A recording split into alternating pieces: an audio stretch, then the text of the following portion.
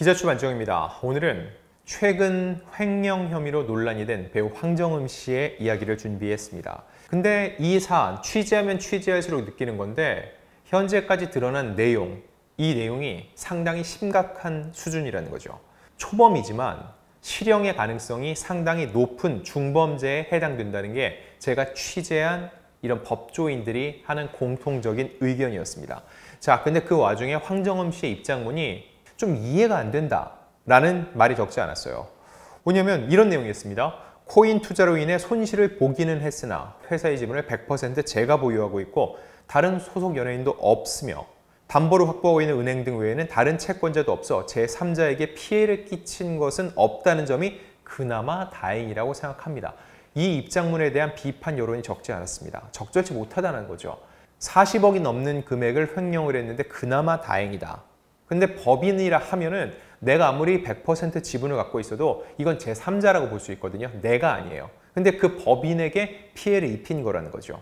근데 이런 해명을 내어놓은 게 결국은 다 법적 판단, 향후 법적 다툼에서 황정음 씨가 좀 더 정상 참작을 받기 위한 굉장히 계산된 그리고 고도의 정치적 수사였다.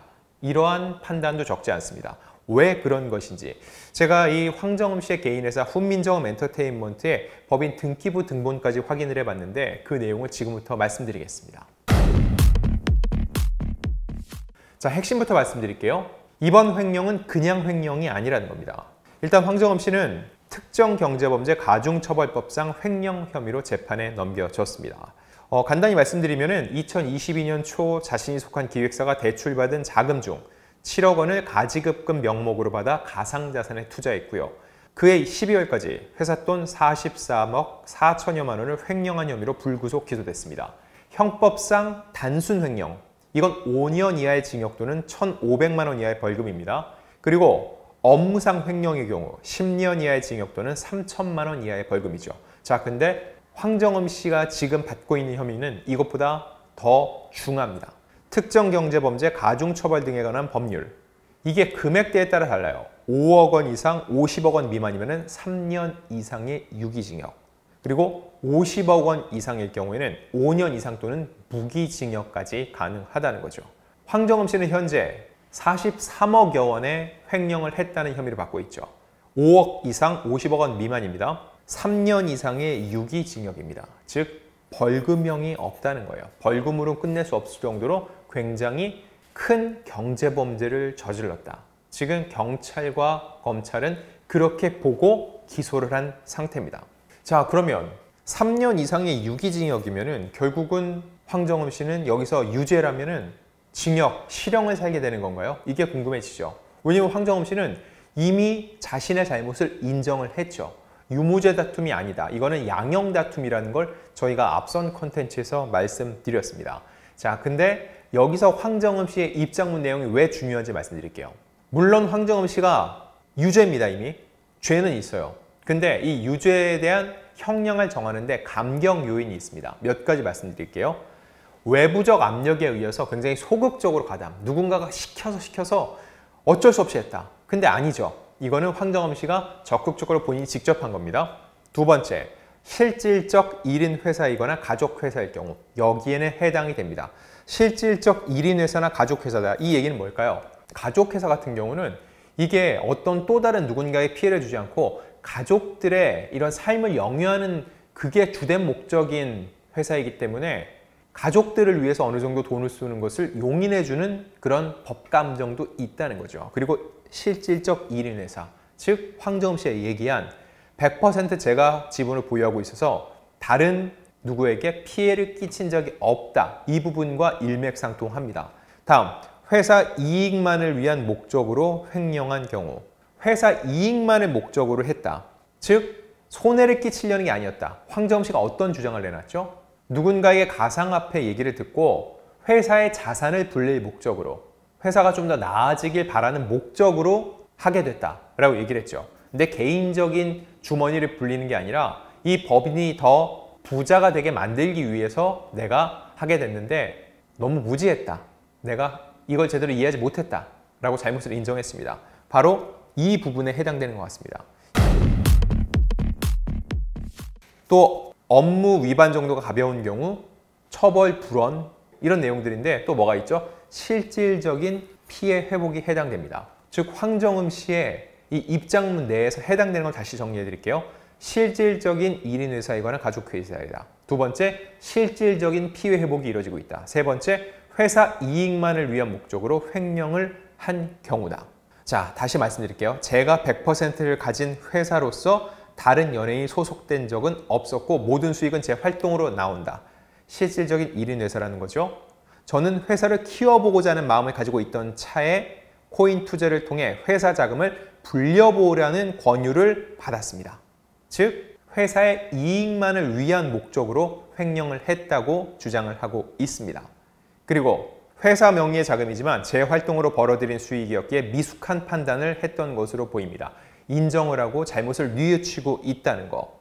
그리고 이미 코인을 되팔거나 그런 등으로 돈을 마련해서 상당 부분 피해 회복을 했다는 거. 그리고 추가적으로 피해 회복을 위해서 노력하고 있다는 거. 이걸 이미 밝혔죠. 즉, 감경 사유에 해당되는 모든 내용이 황정음 씨의 입장문 안에 들어있다고 볼 수 있습니다. 즉, 초범인 황정음 씨 입장에서는 이 부분을 강조하면은 이게 3년 이상의 유기징역인데 뭐가 있죠? 집행유예가 있잖아요. 즉, 어느 정도의 형량이 나와도 이런 감경 사유가 작용을 하면은 집행유예로 상황을 마무리 질 수도 있다. 이런 법률적인 조언을 받은 것으로 해석이 됩니다. 자, 근데 지금도 이해가 안 돼요. 어떻게 한 법인에서 무려 43억 원 넘는 돈을 빼낼 수 있었을지. 제가 그래서 등기부 등본을 확인해 봤습니다. 원래 이름은 오키도키 산토끼였어요. 그러다가 2016년 9월 훈민정음 엔터테인먼트로 이름이 바뀌었고요. 아마 이건 오타였던 것 같아요. 그래서 2023년 8월 훈민정음 엔터테인먼트로 다시 이름이 바뀌었습니다. 대표이사는 황정음, 사내이사는 2명이 되어 있었습니다. 황정음과 1956년생인 유모 씨. 이 유모 씨는 황정음 씨의 어머니로 추정이 됩니다. 게다가 이 유 씨는 한때 감사를 맡기도 했었습니다. 이 감사를 가족이 맡았다? 즉, 내부적인 이런 견제나 활동들이 제대로 작동하지 않을 수 있는 환경이 조성이 돼 있었다는 거죠. 자, 그러다 보니까 황정음 씨가 또 다른 문제가 앞서 있었죠. 바로 세금 탈루 의혹입니다. 지난해 9월 황정음 씨를 상대로 이 서울지방국세청에서 비정기 세무조사를 진행했고 거액의 세금을 추징했다는 거죠. 황정음 씨가 2018년 3월 이 훈민정음 엔터 명의로 신사동 상가 건물을 사들였고 3년 만인 2021년 10월 매각을 했습니다. 시세 차익은 약 50억 원을 올렸는데 또한 2022년 5월 서울 이태원동 단독주택도 약 46억 원에 매입을 했죠. 자, 이런 내용에 대해서 황정음 측은 당시에 세무당국과 세무사 간 조율 과정에서 해석에 관한 차이가 발생했다. 건물 매입, 매각 과정에서 세금 문제는 없었다는 입장을 냈습니다. 하지만 중요한 거는 세금을 추가로 추징당했다는 겁니다. 자, 그럼 이런 상황 속에서 황정음 씨의 복귀와 연예 활동은 과연 향후 어떻게 될지를 전망해 보겠습니다. 일단 이 횡령 여파로 황정음 씨는 사실상 TV에서는 모습을 현재 감춘 상태입니다. 원래 이 본인의 히트작이자 출세작이죠. 지붕 뚫고 하이킥 주연들과 광고에 함께 참여를 했는데 지명 광고에서 황정음 씨의 모습만 삭제가 됐습니다. 관련 이벤트도 종료가 됐고요. 이에 대해서 네티즌들이 굉장히 시선이 좋지 않습니다. 지붕 뚫고 하이킥의 팬들도 많잖아요. 본인이 이런 일에 연루됐다는 걸 공개된 건 최근이지만 스스로 알고 있었다는 거죠. 그런 상황 속에서 광고 촬영을 진행을 했다. 이거 자체가 알려지지 않을 수도 있다라고 생각을 한 것이고, 그리고 혹시 알려졌을 때 이런 피해가 갈 수 있다는 거에 대해서는 본인이 상대방을 배려하지 않았다는 거죠. 일단 황정음 씨의 복귀 여부를 사실 지금 논하는 거는 좀 시기상조라는 생각이 듭니다. 재판이 이제 진행 중이거든요. 이 재판이 언제까지 갈지, 3심까지 갈지, 1심에서 끝날지 알 수 없고요. 말씀드렸다시피 이거는 특경법에 해당이 됩니다. 만약에 실형이 선고됐을 경우 집행유예가 되더라도 이건 벌금형과는 차원이 다른 문제겠죠. 이런 일이 불거졌을 경우 그동안 황정음 씨가 진짜 열심히 쌓아왔던 이미지에 큰 타격을 입힐 수밖에 없기 때문에 이 형량이 어느 정도 나오는지, 그리고 재판부가 최종적으로 어떻게 판단했는지 그 판단 내용에 따라서 황정음 씨를 바라보는 대중의 온도차 역시 크게 발생할 수 있을 것으로 보입니다.